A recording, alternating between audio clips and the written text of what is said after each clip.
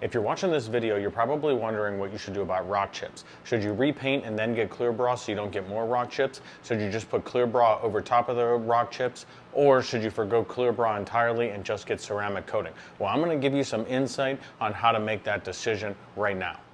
There's 3 things to understand about clear bra before you make your decision. Number 1, clear bra is 3 times as thick as vinyl, which means if you lay clear bra over top of an existing rock chip, it will have an air gap where it cannot conform and it will appear gray or white depending upon the color of the vehicle.